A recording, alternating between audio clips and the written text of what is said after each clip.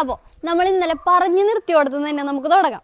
പറഞ്ഞ കൺസ്യൂമറുടെ ഡെഫിനിഷനിൽ നിങ്ങൾ ഉൾപ്പെട്ടിട്ടുണ്ടെങ്കിൽ 6 അവകാശങ്ങളാണ് ആക്ട് നമുക്ക് തരുന്നത്. ഒന്നാമത്തത് റൈറ്റ് ടു സേഫ്റ്റി, അതായത് നമ്മൾ വാങ്ങിക്കുന്ന സാധനമോ സേവനമോ നമുക്ക് എന്തെങ്കിലും തരത്തിൽ ദോഷകരമായി ബാധിക്കാൻ പാടില്ല. രണ്ടാമത്തത് റൈറ്റ് ടു ബി ഇൻഫോംഡ്, എന്ന് വെച്ചാൽ നമ്മൾ വാങ്ങിക്കുന്ന ഒരു സാധനത്തിന്റെ ക്വാളിറ്റി, അതിന്റെ പ്രൈസ്, എക്സ്പയറി ഡേറ്റ് എല്ലാം അറിയാനുള്ള അവകാശം. മൂന്നാമത്തത് റൈറ്റ് ടു ചൂസ്, ഒരുപാട് കോമ്പറ്റീഷനുള്ള ഒരുപാട് ബ്രാൻഡുകളുള്ള ഒരു സമൂഹത്തിലാണ് നമ്മൾ ജീവിക്കുന്നത്.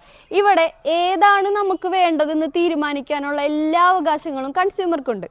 നാലാമത്തത് റൈറ്റ് ടു ബി ഹേർഡ്, നമ്മളിപ്പോൾ ഈ പറഞ്ഞു വന്ന കാര്യം പോലെ തന്നെ നമുക്ക് ഇതിൻ്റെ പേരിൽ കോടതിയിൽ പോകാനും കോടതി നമ്മളെ കേൾക്കാനുമുള്ള അവകാശം നമുക്കുണ്ട്. അഞ്ചാമത്തെയാണ് റൈറ്റ് ടു സീക്ക് റിഡ്രസൽ, അതായത് എന്തെങ്കിലും ഒരു പ്രശ്നം നമ്മൾ ഈ സാധനങ്ങളോ സേവനങ്ങളോ വാങ്ങിക്കുമ്പോൾ ഉണ്ടായിട്ടുണ്ടെങ്കിൽ അതിൻ്റെ പേരിൽ റീഫണ്ട് കിട്ടാനും അല്ലെങ്കിൽ കോമ്പൻസേഷൻ കിട്ടാനുള്ള അവകാശം. ഏറ്റവും അവസാനത്തത് റൈറ്റ് ടു കൺസ്യൂമർ അവയർനെസ്, അതായത് ഒരു കൺസ്യൂമർ എന്ന രീതിക്ക് എല്ലാ രീതിക്കുള്ള അറിവുകളും നേടാനുള്ള അവകാശം. നിങ്ങൾക്കുള്ള അവകാശങ്ങൾ നിങ്ങൾ അറിയാതെ പോകുമ്പോഴാണ് നിങ്ങളെ ബാക്കിയുള്ളവർ ചൂഷണം ചെയ്യുന്നത്. അപ്പോൾ നമ്മുടെ നാളത്തെ വീഡിയോയിൽ ഏതൊക്കെ കോടതിക്കാണ് ഇതിൻ്റെ അധികാര പരിധി വരുന്നതെന്നും എത്ര രൂപയാണ് നിങ്ങൾക്ക് അപേക്ഷാ ഫീസായിട്ട് വരുന്നതെന്നുള്ള ഡീറ്റെയിൽഡ് ആയിട്ടുള്ള കാര്യങ്ങൾ പറയുന്നതായിരിക്കും. നിയമപരമായ നിങ്ങളുടെ അവകാശങ്ങൾ കൂടുതൽ അറിയാനായി ചാനൽ ഇപ്പോൾ തന്നെ സബ്സ്ക്രൈബ് ചെയ്ത് വെച്ചോ.